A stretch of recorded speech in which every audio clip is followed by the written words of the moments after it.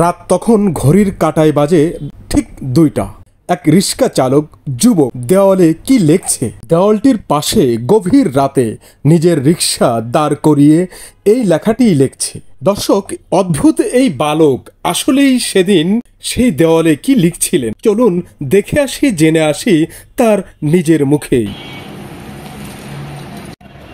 এই লেখাটা দাঁড়ানো হচ্ছে প্রত্যেকটা ধর্মে, আমি যেটা দেখছি আর কি সেটা ছাড়া কিছু বলতে পারবো না। প্রত্যেকটা ধর্মের মর্ম কথা, মানে মানে মূল কথা যেটা, সেটা হচ্ছে মানবতা। অর্থাৎ মানবতা মানে ঐক্য। হ্যাঁ, মানবতার মানে হচ্ছে আপনার কোনো বিভক্তি চলবে না।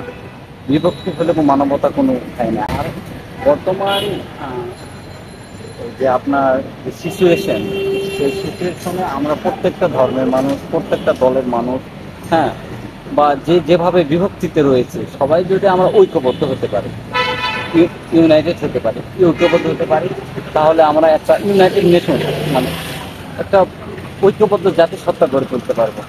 আর এটাই বাংলাদেশের জন্য একটা মানে সুফল দায় নিয়ে আসবে। দেখতে পায়, ঠিক আছে, ওই সম্পর্কে যদি তার ধারণা না থেকে থাকে, সেই ধারণাটা তার ভিতরে আসবে। প্রত্যেকটা ধর্মের মানুষ একটা কথা বলে, কিন্তু আমরা হয়তো ভুল বুঝি বা ভুল অনুমান করি, বা ধারণা, এক কথায় কনসেপ্টটা ভুল হয়ে যায়। আর কনসেপ্টটা যাতে সবার সঠিক থাকে, এই জন্য এই কথা। অর্থাৎ আমাদের ধারণাটা মানুষ সম্পর্কে, ধর্ম সম্পর্কে আমাদের যে ধারণাটা, এটা হচ্ছে এই কথার মূল অর্থ।